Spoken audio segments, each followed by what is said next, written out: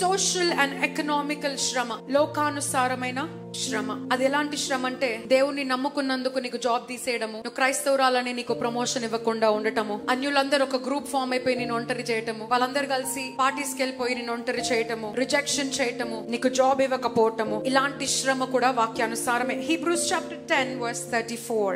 హెబ్రీయులకు రాసిన పత్రిక 10వ అధ్యాయము 34వ వచనము. ఎలాగనగా మీరు ఖైదులో ఉన్న వారిని కరుణించి మీకు మరి శ్రేష్టమైనదియు స్థిరమైనదియునైనా స్వాస్థ్యం ఉన్నదని ఎరిగి మీ ఆస్తి కోల్పోవుటకు సంతోషముగా ఒప్పుకొంటిరి. అక్కడున్న అపోస్తులు ఎలా ఉన్నారంటే, నా ఆస్తి కోల్పోయినా పర్వాలేదు, ఉద్యోగమో లెక్క, ఆస్తి కోల్పోయినా రేపు ప్రభుత్వం వచ్చిన ఆస్తి తీసుకున్నా నేను దేవుడి కోసం నిలబడతా అనే బిడ్డలముగా ఉండాలి.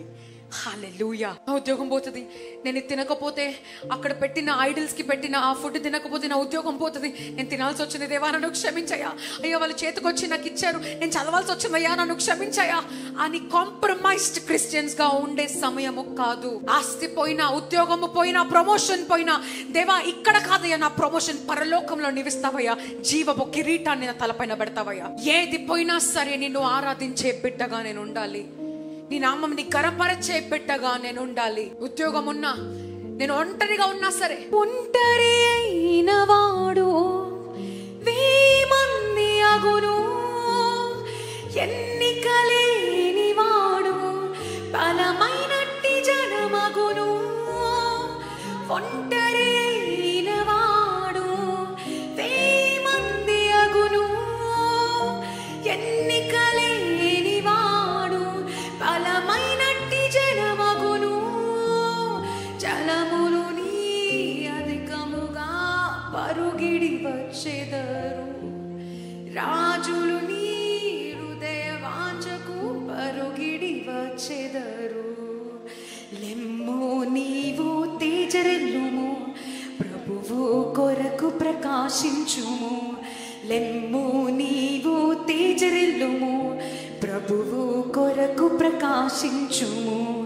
యెహోవా మహిమా నీ మీద ఉదయించెను, తేజరెల్లుము నీకు వెలుగు వచ్చెను.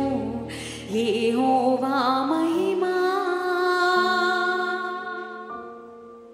ఎప్పటికీ మనము ఒంటరి వారముగా ఉండిపోము.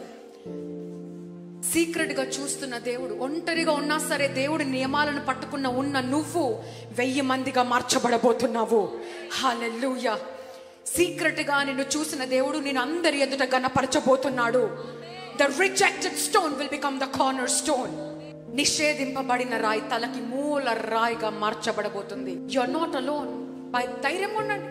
ఉద్యోగంలో ఒంటరిగా ఉన్నారా? No problem, just rejoice in the Lord. పౌలు భక్తుడు చెరసాలలో ఉండి, బందీగా ఉండి మనకిన్ని లెటర్స్ రాశాడు. ఇన్ని లెటర్స్ అన్ని కూడా రాసింది జైల్లో నుంచి.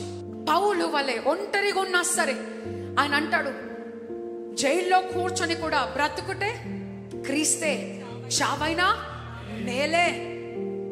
బ్రతుకుతే క్రీస్తు కోసం బ్రతుకుతాను. ఒంటరిగా అయినా సరే నేను ఇక్కడ కూర్చొని రాసినవి తరతరాలు చదవాలని అక్కడ కూర్చొని ధైర్యంగా రాశాడు.